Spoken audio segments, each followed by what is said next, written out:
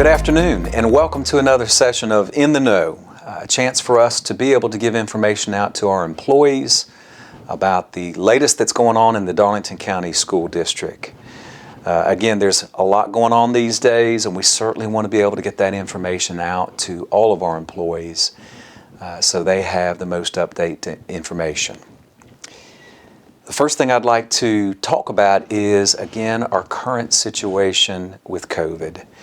And let me start this conversation with saying thank you so much for what all of you have been doing to help us get through this current surge that we're in the midst of.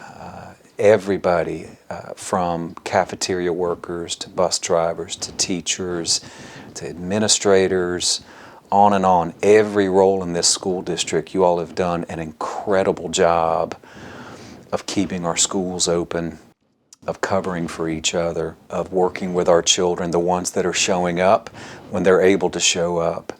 And I just want to again give my heartfelt gratitude for everything that you've done so far to help us work through this. Again, every day I'm reminded of why we are the greatest district in South Carolina because of the work that you do. Numbers-wise, last week, unfortunately, was our highest numbers that we have experienced so far with COVID. Again, we had high numbers for employees and high numbers for students. Just to give you an idea, this is total district, that we had a total of 64 positive employees last week and 416 positive students last week, and that is certainly the highest number that we've experienced. You'll also recall that we had 2 days that we weren't in school last week as well. So we had a holiday last Monday, and then of course we had a weather day on Friday. So unfortunately those numbers for last week are the highest that we've experienced so far. But the good news is there's a glimmer of hope here. We are starting to see numbers plateau and starting to decline a little bit this week. So again, I don't have complete numbers today, but I can tell you the daily average in comparison to the past few weeks is lower this week. And you are probably starting to see that around you as well. So we really hope that we've hit our peak and that we are starting to decline.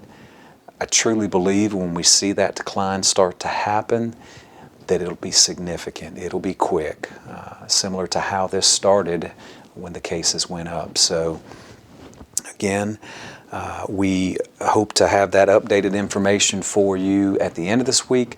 Also know that our district portal that we have our dashboard, our COVID dashboard, that is updated daily. And again, that information comes directly from the reports that are given to our schools and to PCG, our contact tracing company. And as they are reported, we get end-of-day reports for every school for both employees and students. And that's the information we use to update our portal each day. So again, keep that information coming, and just know that reflects the most current information that we have. Speaking of testing and positive numbers, again, we continue our in-district PCR testing that we have been doing. And we have added a site this past week. Hartsville was a site that was added the middle of last week. That site over at West Hartsville Elementary School, the former West Hartsville Elementary, Kellytown Stadium, has been up and running since last Wednesday. And of course, we have our district office location that is up and running as well. Both of those are open from 8 to 5, Monday through Friday. And I can tell you that the turnaround time on these PCR tests, for example, over the past couple days, I heard today that we had somebody that tested yesterday and their result was back by this morning. So I'm hearing more and more of those stories.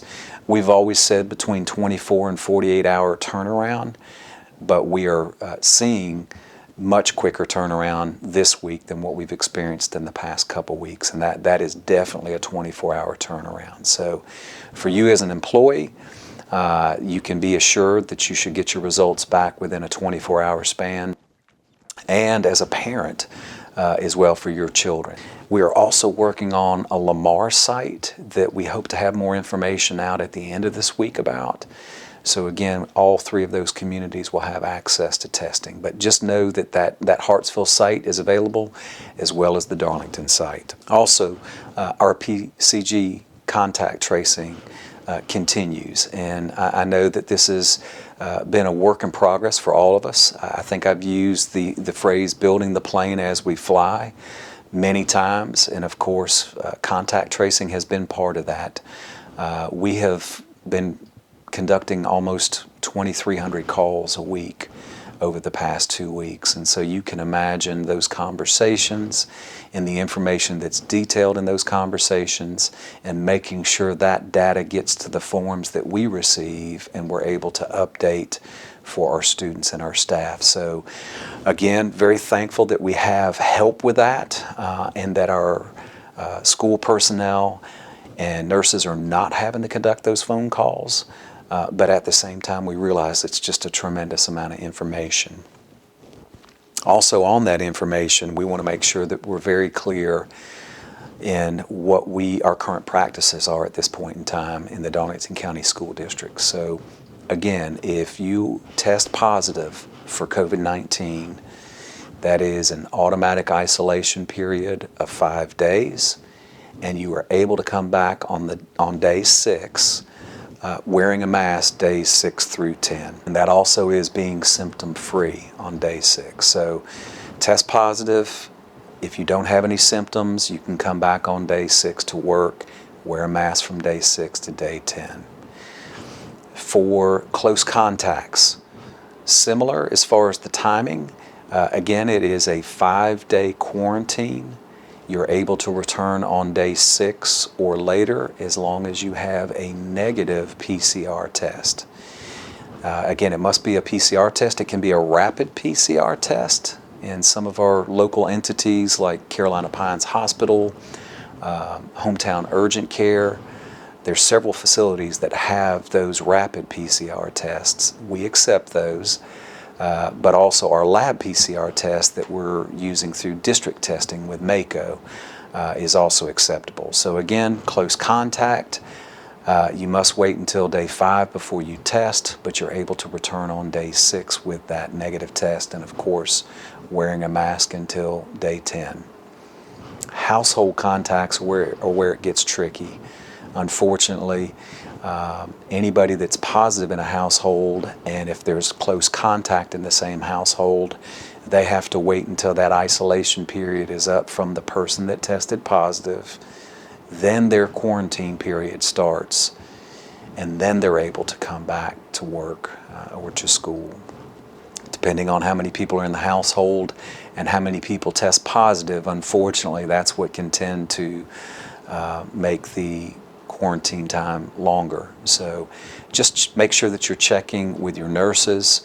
If you have any questions, check with your schools to get clear information. Also, those guidelines are on our website. So under our COVID-19 section on our district website, all the information is there as far as days of quarantine and isolation periods. We also had some good news with masks this past week. And so for the past 2 weeks, we have been able to distribute 3-ply surgical masks for all of our students. We have small sizes for our younger children and adult sizes for our older children. We purchased a month's supply, 1 month supply, meaning there's a mask per day per every child in the Darlington County School District that is accessible. So again, for parents and for students that are requesting those masks, we have them available, and we have a 30-day supply if they are worn each day. All those were delivered last week to all of our schools. I'm also happy to say that our employee masks, our KN95 masks, were delivered over the past 2 days to all of our buildings, all of our schools. And so there are at least 7 masks per employee that are available to every employee in the Darlington County School District. And those 7 masks, the KN95 masks, CDC guidelines say that we can use those once a week, so you can actually use a KN95 for up to 5 days before you have to use another one. So again, every employee has been provided 7 of those masks, which should allow for 7 weeks of use.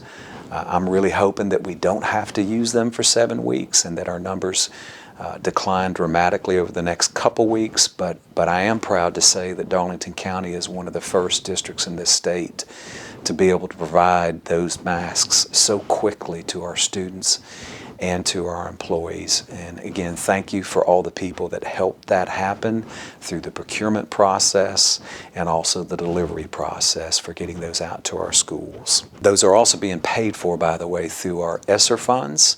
Again, our ESSER funds are helping take care of a lot of the extras that we have right now. For example, the part-time assistance that we have in all of our schools, all of those are being paid through ESSER funds. And I think everybody would agree those part-time assistants have really helped with coverage over the past few weeks as well. So we continue to utilize those ESSER funds. Also, we have ESSER plans that are on our district webpage as well as at the State Department. And so if you want to see how we have planned to use all of our ESSER funds, all of that is available on our website, as well as the State Department and balances that are left in the older ESSER funds that we've had as well. The next item I'd like to talk about is we had a weather day this past Friday.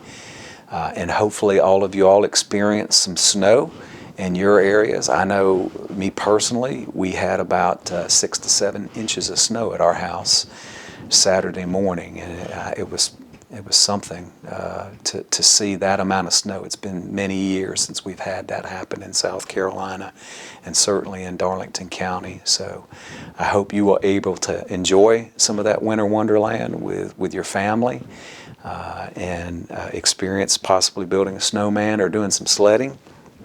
But of course, we were also out on the day this past Friday. That was an ELearning Weather Day. The ELearning Weather Day is the first one that we've experienced in our school district since this has been put in place. If you remember, ELearning Weather Days were actually implemented before COVID hit. And we've experienced e-learning days in several formats, most recently through COVID when we were out for several weeks at a time, or even some e-learning days that we had due to COVID back in the fall. We had those days, but the true meaning and the true use for e-learning days is for weather-related, emergency-related days that we have to be out of school. And the intent of the e-learning day is for students to be able to complete assignments and receive assignments, and students have up to 5 days to turn those completed assignments in to be graded and counted for to be present for that day in school. So even though we are not physically in school that day, our students are able to be counted present through the completion of those assignments and work. Of course, our teachers are the ones that are responsible for putting out the instruction and putting out the assignments. Our teachers are also responsible for grading those and checking those in as they're returned over the 5 days after that day. And of course, teachers also had office hours that they completed. The day that we were out, they had to maintain office hours so students can contact them with questions and of course be available via email. So that's the intent of the e-learning days. Obviously, for many of our employees, we're not able to do our jobs at home on those days. And so in the past, what we would do is all of us would have a makeup day where all of our students and all of our staff would be in school on a day when we didn't normally plan to do that.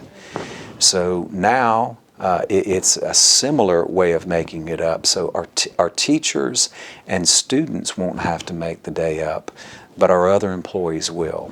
And so again, in the email that I sent out about having to make the day up, I mentioned that details would follow. And so we've had a chance to lock those details down. So for 240-day classified employees, Classified employees mean you do not receive a contract from the district each year. So for 240-day classified employees, we actually have 3 days in February and a day in March where we are working anyways. And students are out of our buildings, and teachers are out of our buildings. So on those days, February 21st, 22nd, and 23rd, and March 18th, all of our 240-day classified employees will work an extra hour on those days. And so those 4 days, of course, will add up to 4 hours, and that is all that we're requiring to make that particular weather day up. Again, 240-day employees, February 21st, 22nd, 23rd, and March 18th. You're already working anyways. We'll just work an extra hour on those days, and that will complete the makeup time for that weather day. For anybody less than the 240 days, so for all classified employees less than 240 days, the makeup will be on February 21st, and you will be required to work for 4 hours on that day. So again, February 21st, which is a day that students will not be in our buildings, but our offices and buildings will be open anyways. You will come in and work for 4 hours on that day in order to complete the makeup for the weather day that we had. If you choose not to do the makeup time that we have set up on our scheduled days, you'll need to take personal leave for that time instead. It's the first time we've experienced a true e-learning weather day, and we had to work through a lot of details, but this should set how we conduct e-learning days in the future and how we will also make those days up in the future. So hopefully we don't have any more e-learning weather days this year. But if we do, the good news is we don't have to add days onto the end of the calendar and make those days up. So we're grateful to not have to do that. The next item I'd like to mention is that we did have a board work session this past Monday. And of course the work sessions are not shown on Facebook Live, so they are in person. And the board specifically talked about 3 items. Of course, the first item that we discussed was the up-to-date COVID information that you just heard a little bit about earlier. And you know, the numbers that we had discussed and how we're moving through COVID at this point in time. The second item that we talked about at the board meeting was our capital projects and capital funds. And so there's 2 streams of capital funds that we have and projects. One of them is the yearly maintenance and replacement that we do on a regular basis, larger types of repairs that we do. So it could be large HVACs or a number of HVAC units at a school. It could be a section of roof. It could be pulling up carpet and putting tile down. There's a lot of things that come up on a regular basis each year that we have capital monies for. And so we discussed where our progress is at this point in time on those. And that includes athletic capital funds as well, and some of the projects that we're in the midst of with athletics. And there was a discussion also on athletic budgets that we had. And so capital funds, facilities, maintenance and repair, athletics, and athletic budgets, that was one part of that discussion. The other part was actually our capital funds that we have with our building program plan that we have. And again, that building program plan is on our district website. It's available for anybody to see. And it is a recommendation by an outside firm on what we should do as a district long term with our facilities. And so that was originally put together in 2012, and it was updated in 2019. But again, the board had initial discussions, and they will be having some more discussions at our regular board meeting in February to how we are going to continue to proceed. So again, two streams of capital funds. One's the regular maintenance and repair. The other one is our building program plan that we have, and what the future holds for that. And the board will be having some new discussions on that at our next board meeting.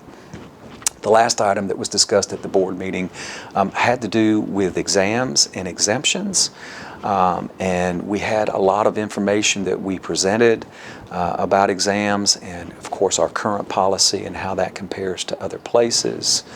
And at the end of that conversation, again, we came to the conclusion that we will continue with our current exam exemption policy that we have, which is for seniors, and of course in their second semester classes. So, but also one point that we wanted to be sure to clarify and make sure that everybody knows is that we do have a policy in place where exams, final exams, cannot count any more than 20% of a grade for a class. So whether it's a semester class or a year-long class, the final exam will not count any more than 20% for any given credit class.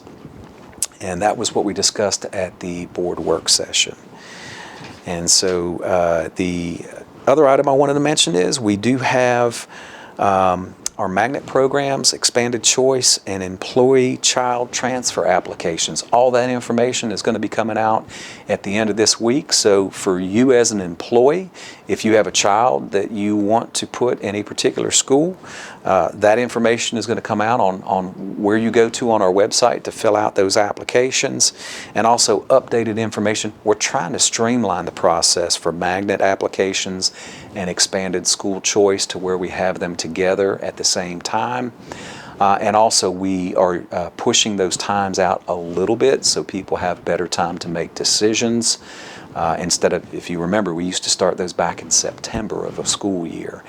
And so I feel like it's just important for us to do that after the first semester is over so people can make good choices with the information that they've experienced up to that year. Also, we had intent forms that have been sent out from HR. We've received about 75% of our intent forms back, and so encouraged by that. And you know, I feel good being able to say that 97% of those forms that were returned, people are returning. So we've had 75% of our intent forms returned, and out of those 75%, 97% of those folks say they're coming back with us next year. Again, the deadline to have those turned in is February 4th. And then the last item I have is our Orange Frog professional development. If you remember, we had 400 of our employees that were scheduled for professional development on January 3rd. We postponed that due to the COVID scenario that we were in the midst of. That date was scheduled for, the rescheduled date was for February 18th. And fortunately or unfortunately, we are having to move that date one more time. So the new date for the Orange Frog Professional Development, and that's 400 of our employees across the district participating in, is March the 17th, which is a district PD day. Again, I'm kind of grateful that we're getting farther away from COVID before we have this professional development, because a big part of the Orange Frog Professional Development is personal interaction with each other, and the closer that we can be at tables together and standing up and doing activities together, the better this professional development is. And all I can tell you is it's going to be a fun, exciting, energizing time for you, and it will spill out into your schools after that as well. So again, looking forward to that professional development. And that's everything I have for today's In the Know. Again, thank you for everything that you are doing. Thank you for what you do, most importantly for our children. As I always tell everybody, my number one focus is our children. My number one job is to make sure that we are providing every opportunity for our children to be successful. I am absolutely concerned and want to make sure that our employees are taken care of as well. but it starts with our children. And I just want to thank you for everything that you are doing for our children, knowing what you are going through with your families as well. And I just hope and pray that we move through this surge quickly. These numbers continue to come down.